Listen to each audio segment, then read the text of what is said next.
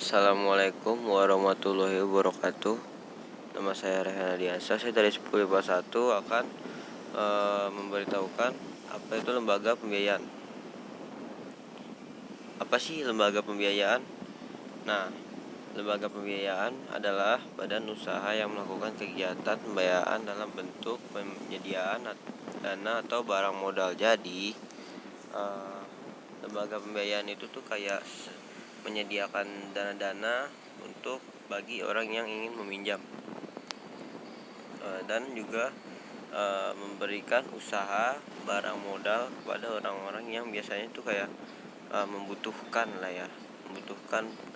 kayak perusahaan-perusahaan besar yang membutuhkan dana buat memperpanjang perusahaan. Oke, lanjut. Lembaga pembiayaan biasanya itu meliputi kayak perusahaan pembiayaan adalah badan usaha yang khususnya didirikan untuk melakukan sewa guna usaha, anjak piutang, pembiayaan konsumen, dan atau usaha kartu kredit. Nah, biasanya tuh perusahaan pembiayaan tuh kalau misalkan badan-badan usahanya atau kegiatannya itu biasanya dia melakukan sewa guna usaha. Terus biasanya ya utang-utangan lah atau disebut anjak piutang, pembiayaan konsumen ya biasanya. Habis itu juga usaha kartu kredit. Jadi penggunaan dananya bagi perusahaan besar itu cukup besar, jadi nggak bisa dihitung secara material. Oke, lanjut. Perusahaan modal ventura adalah badan usaha yang melakukan usaha pembiayaan atau penyertaan modal ke dalam suatu perusahaan yang menerima bantuan pembiayaan investment company untuk jangka waktu tertentu dalam bentuk penyertaan saham, penyertaan melalui pembelian obligasi konversi, dan pembiayaan berdasarkan bagian hasil dan usaha. Jadi tuh ventura tuh kayak semacam badan usaha, dia tuh kayak pembiayaan nih, penyertaan modal. Habis itu membutuhkan perusahaan yang menerima bantuan pembiayaan nih, kayak perusahaan membutuhkan bantuan dana nih, modal nih. Nah, habis itu dia tuh pasti dikasihnya dalam jangka waktu tertentu nih, lu harus bayar nih, jangka waktunya segini sekian gitu. Nah, habis itu biasanya tuh dia tuh kasih penyertaan saham nih, berarti perusahaan ini punya saham segini dan harus dibayar gitu. Kalau mau misalkan lu lepas atau independen lah perusahaannya lah. Nah, habis itu berarti penyertaannya pembeliannya obligasi konversi, dan biasanya pembiayaan berdasarkan bagian atau hasil usaha. Oke, perusahaan pembiayaan infrastruktur adalah badan usaha yang didirikan khusus untuk melakukan pembiayaan dalam bentuk penyediaan dana pada proyek infrastruktur.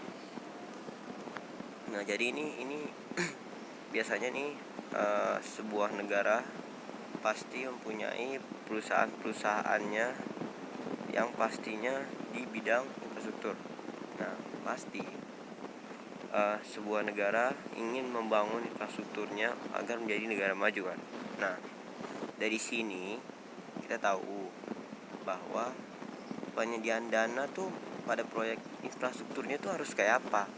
Nah, dia tuh harus jadi kayak negara ingin membangun MRT, boleh aja. Jadi negara membangun MRT juga membutuhkan dana yang sesuai. Kayak misalkan dananya segini. Oh ya udah gitu. Nanti ditindaklanjutkan oleh biasanya badan-badan keuangan negara untuk membangun infrastruktur. Tapi biasanya meminjamnya biasanya sama negara lain. Bisa jadi kayak mengutang dulu nih infrastruktur kita. Misalkan contohnya woi Cina, gue minjam dulu nih uang nih buat bangun infrastruktur, kan bahasa kasarnya gitu kan. Nah, kalau misalkan nih ya udah nih pinjam nih, kan biasanya kan ada biasanya kan di blok kan. Kalau misalkan negara tersebut tuh udah kayak negara superpower, negara yang kuat dananya gitu ya. Nah, pasti dia ngasih pinjam. Habis itu pasti ngebangun, nah kita harus bayar dalam jangka waktu yang tertentu juga. kita nggak bisa harus ngutang banyak tapi belum dibayar. Ujung-ujungnya nanti misalkannya jatuhnya negara bangkrut, maka ya jatuhnya akan perang ya guys ya. Ya pasti tahu lah. Oke, lanjut. Aduh, lewat. Macam-macam pembiayaan tuh kayak ada banyak, kayak sewa guna usaha atau leasing adalah kegiatan pembiayaan dalam bentuk penyediaan barang modal baik secara sewa guna usaha dengan hak opsi final lease maupun sewa guna tanpa hak opsi operation lease untuk digunakan oleh penyewa guna usaha lease dalam jangka waktu tertentu berdasarkan pembiayaan secara angsuran. Nah, itu tuh guys, perusahaan pembiayaan itu kegiatannya. Nah, lanjut. Anjak piutang tuh kayak factoring adalah kegiatan pembiayaan dalam bentuk pembelian piutang dalam jangka pendek. Biasanya pembiayaan konsumen ya itu udah tahu lah ya. Terus usaha kartu kredit dan juga perusahaan modal ventura yang tadi. Nah, sekarang kita sebut nih perusahaan pembiayaan infrastruktur. Oke lah, pengertian perusahaan infrastruktur adalah badan usaha yang didirikan khusus untuk melakukan pembiayaan dalam bentuk penyediaan dana pada proyek infrastruktur. Kegiatan usaha perusahaan infrastruktur meliputi nih, biasanya ada 3. Pembelian pinjaman langsung atau direct lending untuk pembiayaan infrastruktur. Refinancing atau infrastruktur yang telah dibiayai perihal lain. Pemberian pajak subordinasi loans yang berkaitan dengan pembiayaan infrastruktur. Oke, lanjut. Sewa guna usaha nih ya.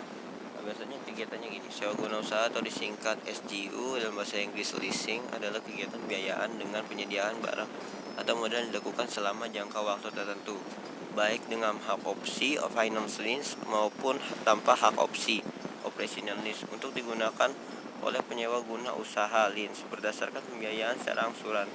Hak opsi adalah hak untuk membeli objek sewa guna usaha setelah berakhirnya perjanjian berdasarkan nilai sisa yang disepakati bersama. Jadi ini nih kita sewa guna usaha tuh, misalkan kita punya perusahaan nih. Nah, kita tuh harus sepakati dulu nih, sama-sama mau nggak nih kayak begini, bener gak? Gitu. Kalau nggak bener ya jangan lah.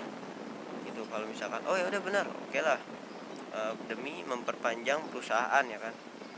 Nah, ini tuh jadi kita harus kayak beli objek sewa guna usaha gitu. Kalau udah ngasih janji bahwa oh ya udah boleh begini jadi disepakatin, oh ya udah jalanin gitu. Oke, lanjut. Cara pengerjaan sewa guna usaha biasanya seperti ini nih. Nyewa guna usaha lease perusahaan atau perorangan yang menggunakan barang modal dalam pemilihan perusahaan atau lessor. Terus yang kedua, pengadaan barang modal melalui leasing juga dapat dilakukan dengan cara pembelian barang penyewaan guna usaha lease oleh perusahaan pembiayaan lessor yang kemudian disalahgunakan kembali oleh penyewa guna usaha. Pengadaan dengan cara ini biasanya disebut sales and leaseback. Jadi sebutan dalam bahasa Inggrisnya gitu ya guys. Sales itu juga kayak ya seperti ini nih, kayak pengadaan dengan cara sales atau leaseback dengan cara kembali gitu, penyewaan guna usaha. Oke, lanjut. Sepanjang perjanjian sewa guna usaha masih berlaku, hak milik atau barang modal objek transaksi berada pada perusahaan pembiayaan. Nah, jadi seperti itu cara kerja sewa guna usaha. Nah, lalu ajak piutang. Ajak piutang tuh kayak seperti ini. Pembiayaan piutang akun receivable financing adalah suatu kegiatan pembiayaan piutang usaha yang mengadakan dan menjual piutang usaha sebagai jaminan untuk memperoleh pinjaman atau barang untuk modal kerja. Ada 3 perbedaan. Biasanya ini ada 3 perbedaan nih antara pajak piutang dan pajak bank nih. Nah, yang pertama tuh antara ini bukan 3 ya, kayaknya 2 ini 2 bukan 3 nih, salah ketik saya. Nah, yang pertama tuh ajak piutang pada nilai piutang bukan kekayaan kredit perusahaan. Kedua, ajak piutang adalah nilai hutang pada kelayakan kredit perusahaan. Kedua, ajak piutang bukanlah suatu pinjaman melainkan pembelian suatu aset piutang. Nah, yang terakhir kalau pinjaman bank melibatkan dua pihak, sedangkan antara piutang melibatkan tiga pihak. Nah, pengertian ajak piutang menurut keputusan Menteri Keuangan nomor 1251 KMK 013 1988 tanggal 20 Desember 1988 adalah badan usaha yang melakukan kegiatan pembiayaan dalam bentuk pembelian atau pengalihan serta pengurusan piutang atau tagihan jangka pendek suatu perusahaan dari transaksi perdagangan dalam atau luar negeri. Nah, ini menurut Menteri Keuangan. Menteri Keuangan tuh kayak seperti itu. Dalam jangka pendek dan transaksi dagang bisa dalam dan bisa juga dari luar negeri. Nah, oke, lanjut. Tiga pihak ajak piutang. Tiga pihak yang terlibat dalam ajak piutang adalah penjual, debitur, atau pihak yang biaya faktor. Penjual adalah pihak yang memiliki piutang biasanya untuk layanan yang diberikan atau barang yang dijual dari pihak kedua. Debitur penjual selanjutnya menjual satu atau lebih tagihannya dalam potongan atau diskon ke pihak ketiga, suatu lembaga keuangan khususnya untuk mendapatkan uang dalam bentuk kas. Debitur akan membayar langsung ke perusahaan membiayakan dalam jumlah penuh sesuai nilai tagihan. Jadi pasti ya, kalau kita ngutang kan pasti udah sesuai tagihan, nggak boleh lebih ya. Kalau lebih ya orangnya yang itu untung ya, kalau kurang ya kita akan ditagih lagi. Tapi biasanya tuh ada lanjutannya lah, kayak apa, mau dicicil dulu lah, misalkan kata cicil dulu, ntar ada lanjutannya lah, oke lah. Nah, nanti seperti itu tuh, kayak seperti nilai tagihan. Nah, biasanya penjualnya itu debitur dan pihak yang biaya faktornya tuh. Nah, oke, lanjut. Nih, manfaatnya piutang: menurunkan biaya produksi, memberikan fasilitas pembayaran di muka, meningkatkan daya asing perusahaan klien, meningkatkan kemampuan perusahaan klien memperoleh laba, menghindari kerugian karena kredit macet, mempercepat proses ekonomi. Oke, lanjut. Nah, ini pembiayaan konsumen. Kita ganti ya, guys. Kalau pembiayaan konsumen tuh gini, kegiatan pembiayaan untuk pengadaan barang berdasarkan kebutuhan konsumen dengan pembiayaan secara angsuran. Pembiayaan konsumen termasuk ke dalam jasa keuangan dan dapat dilakukan baik oleh bank ataupun lembaga keuangan non-bank dalam bentuk perusahaan pembiayaan. Jadi konsumen ini bisa juga melakukan kegiatannya kepada lembaga keuangan non-bank dan juga oleh bank. Ya, biasa ini pembiayaan peminjaman dana agar konsumennya ini bisa terus maksudnya dalam artian bisa menjalankan kehidupannya lah, ya kan. Buat ya kayak kita kan nggak tahu kan konsumennya levelnya rendah, perdagangannya rendah, atau yang levelnya sedang, kayak misalkan yang konsumen level 2 kayak misalkan jualan kafe, jualan apa segala macam. Nah, biasanya kan kalau yang level rendah kan kayak jual nasi uduk, kayak jual es gitu. Oke, lanjut. Oh ya, jangan lupa koperasi juga biasanya peminjaman dana. Lanjut. Kegiatan pembiayaan konsumen. Nah, pembiayaan konsumen dapat dijelaskan sebagai kegiatan penjelasan untuk pengadaan barang berdasarkan kebutuhan konsumen dengan sistem pembayaran angsuran atau berkala oleh konsumen. Dalam melaksanakan kegiatan usaha dan dalam mengelola resiko perusahaan pembiayaan, konsumen melakukan pengaturan jaminan fidusia atau barang yang dimiliki konsumen. Jadi sini, kalau misalkan udah melakukan kegiatan usaha nih, dia juga pasti punya resiko. Misalkan contoh ya, perusahaan ini bangkrut nih. Nah, dia nggak bisa ngebayar utangnya, misalkan utangnya tuh 2M dan belum ngegaji karyawannya, contohnya karyawannya banyak dan hitungannya udah pokoknya totalnya 2M lah. Nah, ya kan contohnya kan. Nah, pasti dia tuh dikasih jaminan fidusia nih, bakal diambil-ambilin nih barang-barangnya dia, atau biasanya kata kasarnya itu disita oleh bank gitu. Nah iya, disita oleh bank karena dia nggak mampu bayar hasil perusahaan yang udah dia buat gitu biasanya. Nah oke, lanjut. Adapun produk yang dibiayai melalui skema transaksi biaya konsumen meliputi biasanya itu produksi itu yang dilakukan konsumennya tuh biasanya tuh kalau level gede, biasanya kalau saya bilang tuh level ketiga ya. Perusahaan besar tuh kayak misalkan pabrik, yang berpabrik tuh otomotif, motor, mobil, elektronika dan perumahan. Nah itu level 3 tuh udah jarang banget bangkrut. Itu udah maksudnya dananya udah tercukupi lah ya, pasti keuntungannya juga udah besar. Apalagi produksi negara kayak misalkan pokoknya jualan infrastruktur gitulah. Aduh saya jadi bingung deh. Nah lanjut, usaha kartu kredit. Usaha kartu kredit sebagaimana didefinisikan dalam peraturan yang berlaku merupakan usaha dalam kegiatan biayaan untuk pembelian barang atau jasa dengan penggunaan kartu yang akan ditagih kemudian kepada pengguna oleh penerbit atau kartu kredit. Jadi kalau kita ngutang di dalam kartu kredit pasti harus ditagih. Ditagihnya itu ya secara pengkreditan. Kita harus nyamperin ke bank atau bank nyamperin ke rumah kita gitu. Contohnya ya kayak koperasi juga sih. Oke, lanjut. Kartu kredit juga terdiri dari beberapa jenis. Ada sekitar 3 ya. Bank Credit Card merupakan kartu kredit yang diterbitkan oleh bank pemegang finance card company untuk mengalahkan nasabahnya sendiri. Nah, CO Branded Card merupakan kartu kredit yang diterbitkan untuk keuntungan badan usaha tertentu.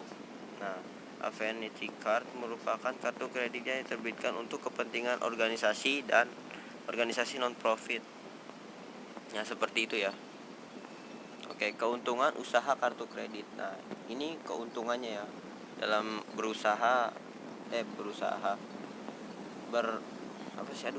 pokoknya usaha kartu kredit lah, jualan-jualan begitulah.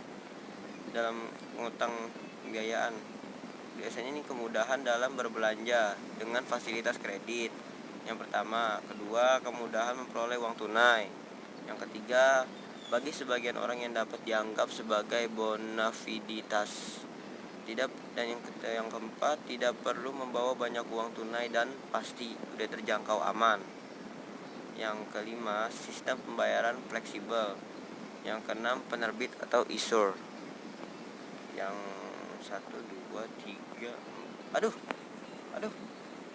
3 4 5 6 7 iuran tahunan 7 iuran tahunan yang dikenakan kepada setiap cardholder. Ke-8, bunga yang dikenakan kepada cardholder. Yang ke-9, biaya administrasi. Yang ke-10, biaya denda atas keterlambatan pembayaran. Yang ke-11, diskon dari merchant. Dari diskon dari sang penjual. Oke, lanjut. Nah, kerugiannya ini nih. Cenderung boros, merchant membebankan biaya setiap transaksi, limit terkadang terlalu kecil, kesulitan menagih pembiayaan bagi penerbit. Lanjut. Nah, perusahaan modal Ventura. Ini yang menurut saya seru nih buat ceritain. Modal Ventura adalah suatu investasi dalam bentuk pembiayaan berupa pertanyaan modal ke dalam suatu perusahaan swasta sebagai pasangan usaha invest company. Jadi biasanya nih biasanya kan buka tuh investasi di Instagram, Facebook ya kan. Nah, itu tuh biasanya tuh gini, dia tuh nyertain modal gitu, investasi nih ke gue nih 50.000, nanti gue putar jadi 2 gitu. Kayak ya biasa investasi kayak di Instagram gitulah. Ya pasti anak-anak IG tuh, anak-anak Facebook juga udah pasti tahu ya kan. Nah, lanjut. Nah, pada umumnya investasi ini dilakukan dalam bentuk penyerahan modal secara tunai yang ditukar dalam jumlah saham pada perusahaan pasangan usaha. jadi kayak dulu ya, yang percaya Dimas Kanjeng tuh, yang kata duit dibagi 2 tuh, jangan percaya, itu investasi bodong tuh. Kalau mau invest ya ke perusahaan yang terkenal. Nah, itu udah pasti balik maksudnya udah pasti terjamin lah, karena udah pasti keuntungannya tuh udah ada dan dia juga niat buka invest untuk ngebantu orang-orang yang kecil, maksudnya yang ingin berjualan-jualan kecil. Jadi semua terbagi rata, kayak maksudnya mau jualan ini invest gak gitu, oh ya udah ya kan, habis itu dikasih dan dia nginvest ke dia, habis itu dibalikin lagi ke dia. Nah 2 kali lipatnya tuh. Habis itu udah invest, biasanya nanti sama yang pengen berinvest itu dia jualan-jualan, kayak jualan-jualan apalah, pokoknya kita nggak tahu lah, serah dia. Pokoknya nanti bakal jadi kayak uang puter balik gitu buat keuntungan atau apa survival kehidupannya dia gitu. Oke, lanjut. Kayak investasi modal ventura ini biasanya memiliki suatu resiko yang tinggi. Nah iya nih, biasanya ini resikonya tinggi nih, kayak Dimas Kanjeng tuh ya itu. Terus udah ada tuh yang di video Instagram tuh yang investasi investasi bodong tuh. Hati-hati aja kalau mau invest tuh, kayak yang udah terkenal aja lah. Maksudnya mendingan gak usah invest gitu, ribet gitu loh kalau investasi tuh. Kayak ngasih duit ini terlama juga, mendingan apa ya, mending kerja murni gitu loh. Maksudnya kerja murni dapat gaji udah selesai, nggak perlu investasi lah, ntar jatuhnya ribet gitu.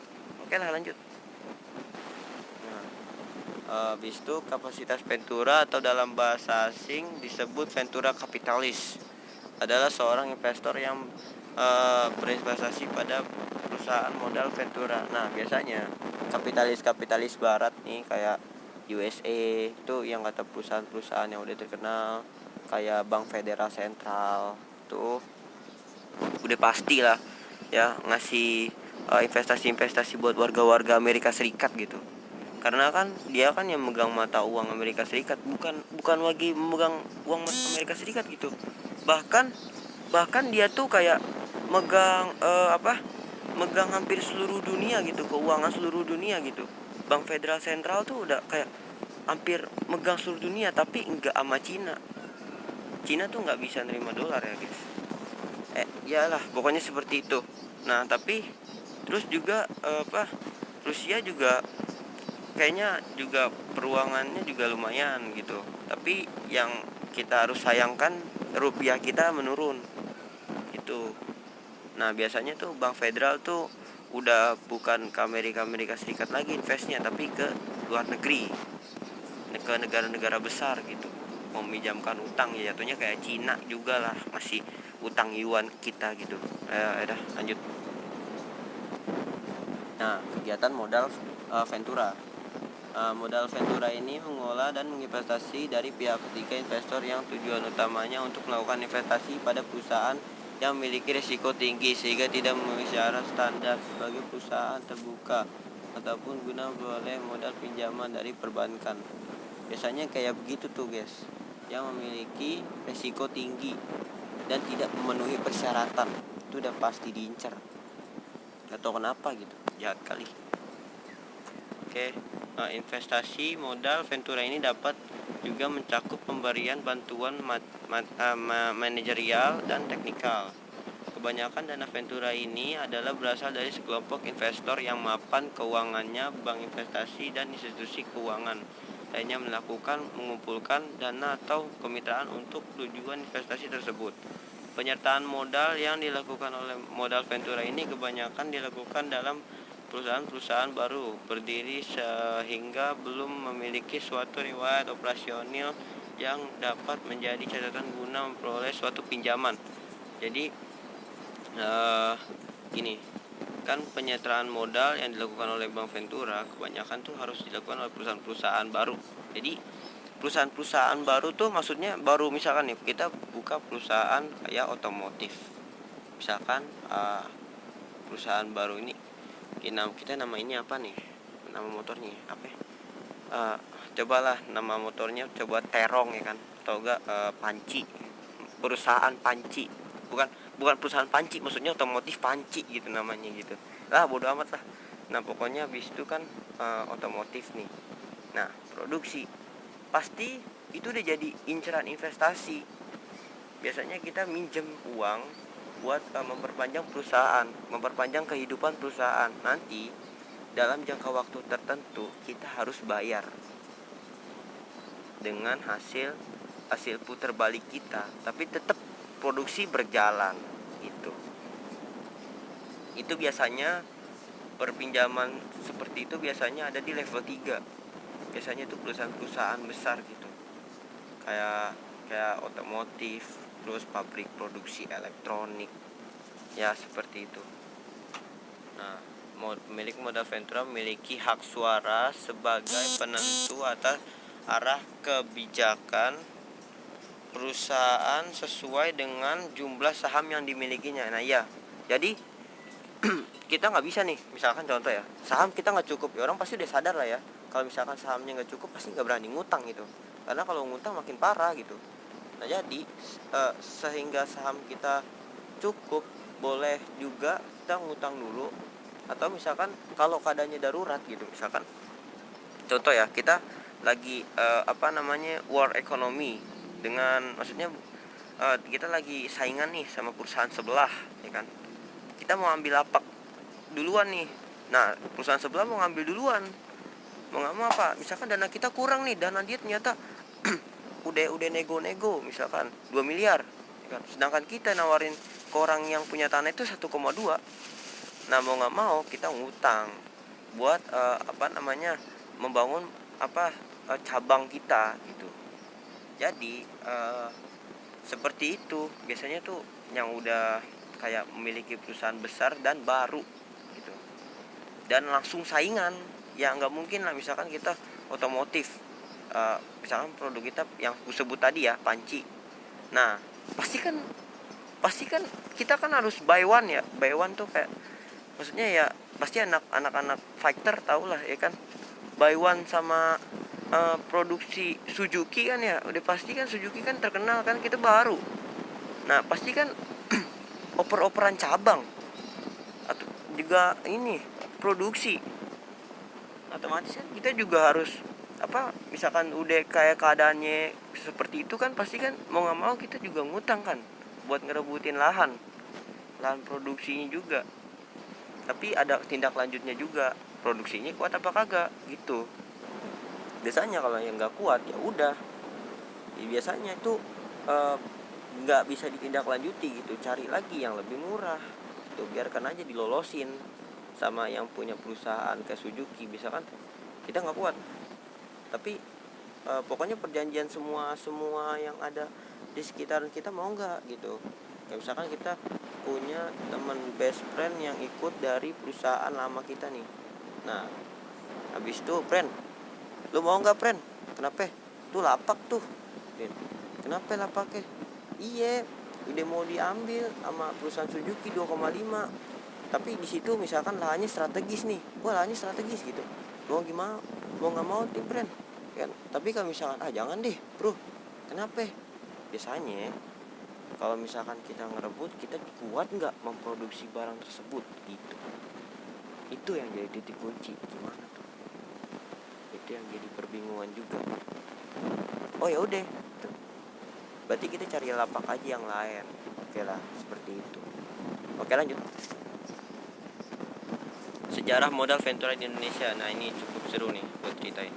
Perusahaan modal ventura di Indonesia diawali dengan membutuhkan PT Bahana Pembinaan Usaha Indonesia (BPUI) atau sebuah badan usaha milik negara ya, BUMN, yang sahamnya dimiliki oleh Departemen Keuangan yang memiliki saham 82,2% dan Bank Indonesia hanya cuma 17,8%.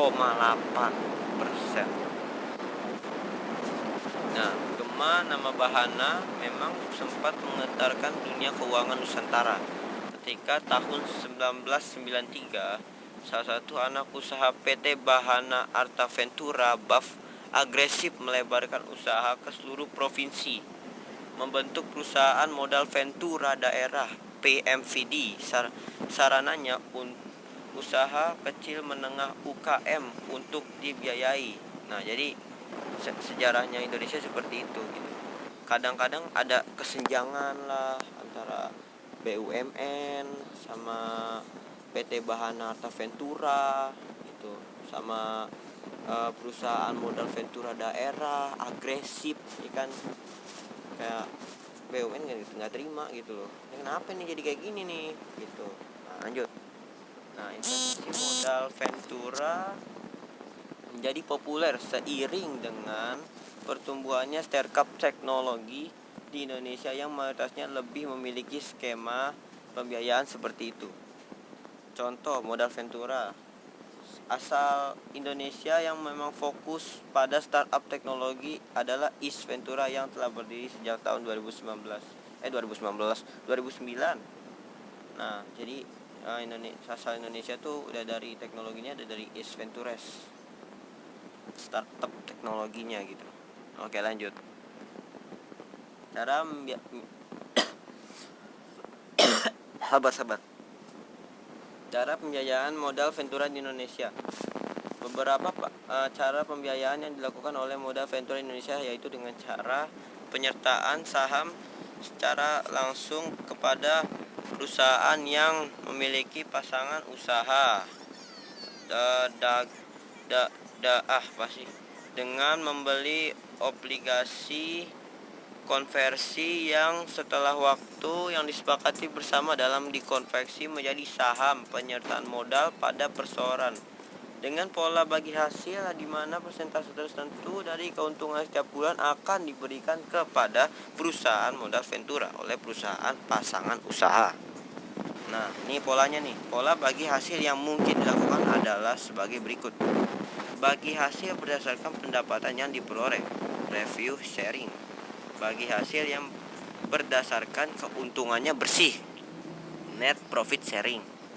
Bagi hasil berdasarkan perjanjiannya dia udah sepakat belum gitu.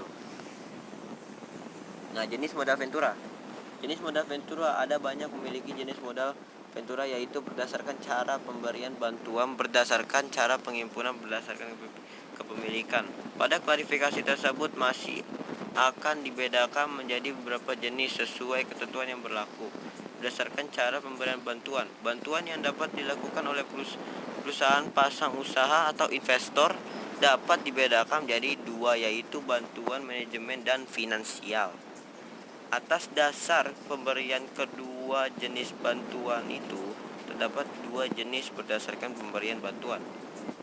Nah, yang itu berdasarkan cara pemberian bantuan. Nah, kita sebut dengan habis itu lanjut, kita lanjut ke single tier approach. Perusahaan menghimbau berbagai dana dan mengelola dana tersebut untuk diinvestasi dalam bentuk penyertaan modal di perusahaan pasang usaha. Nah, ini two-tier approach. Nah, modal dikelola oleh dua badan usaha terpisah, yaitu satu perusahaan penyedia dana atau fund company dan yang satu sebagai pengelola atau manajemen company yang bertugas sebagai pengelola dana dari fund company. Cara penghimpunannya ventura. Nah, dana perusahaan diperoleh dengan cara berdasarkan cara penghimpunan. Venture capital didasarkan menjadi dua leads, venture capital dan atau NC ini kenapa dan aja lah, equality venture capital, leverage venture capital. Venture capital berasal dari suatu perusahaan modal ventura namun dihimpun dalam bentuk pinjaman dari berbagai pihak. Equity venture capital sumber dananya berasalkan dari suatu perusahaan modal ventura sebagai dana dihimpun dari modal sendiri berdasarkan kepemilikan menunjukkan pengaruh yang berbeda terhadap suatu modal. Di bawah ini adalah jenis-jenis menurut kepemilikannya nih. Private venture capital company, suatu nama private venture capital company yang belum go public, jadi belum publik ya guys, atau perusahaan ini belum menjual saham di bursa efek.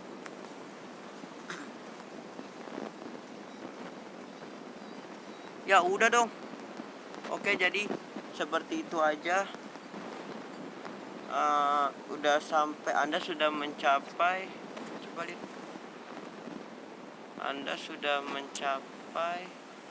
Iya guys, Anda sudah mencapai bagian akhir. Mungkin itu saja dari saya. Oh ya, tapi sabar, saya mau masih ngejelasin yang ini nih, penasaran. Mana lagi? Nah, nih, sabar.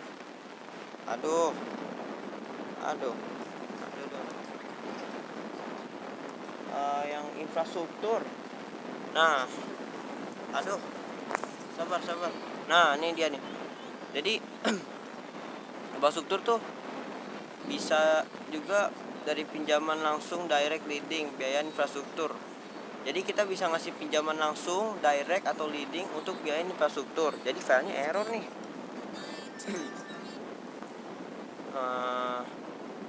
Jadi direct leading untuk pembiayaan infrastruktur. Nah, habis itu refinancing atas infrastruktur yang telah dibiayai oleh perihal lain. Jadi perihal lain itu maksudnya itu kan yang ini doang nih, yang perusahaan pembiayaan yang diceritain. Ini belum ceritain. Nah, maksudnya perihal lain tuh kayak bisa jadi dari perusahaan lain, bisa juga dari bank non bank, non dana gitu, atau dari bank negara. Nah, bisa juga dipinjam di situ. Dari pihak lain tuh pokoknya bisa juga dari koperasi lah ya, kalau level 2 menengah. Kalau level atas perusahaan tuh ya mungkin bisa juga dari bank-bank lah ya, bank-bank negara. Oke, lanjut. Aduh. Nah, pemberian pinjaman subordinasi loans yang berkaitan dengan biaya infrastruktur. Nah, ini pinjaman subordinasi itu biasanya tuh kayak harus berkaitan dengan biaya infrastruktur. Berarti tuh dia harus berkaitan dengan infrastruktur, guys. Nggak boleh kayak beda nih, misalkan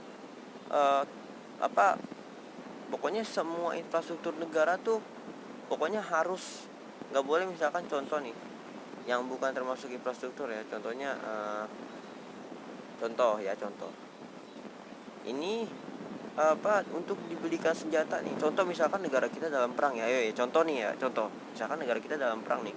Nah, uang yang dibuat infrastruktur karena mungkin kita dalam keadaan perang, jadi kan linglung, otomatis kita kan beli senjata, dan infrastrukturnya juga kan pasti membuat pabrik senjata kan buat perang kan. Nah, pasti otomatis uang yang tadinya buat infrastruktur karena udah kegencet, jadinya dia harus beli senjata dari luar biar bisa melanjutkan perang, karena sumber daya perang kita udah nurun di perang tadi.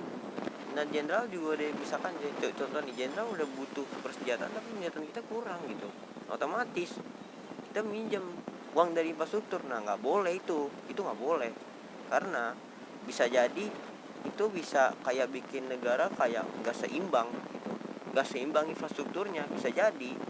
Dan bisa juga dari teori-teori nih ya, menurut sejarah negara, biasanya kalau negara nggak seimbang itu biasanya terjadi yang namanya kerusuhan dalam negeri.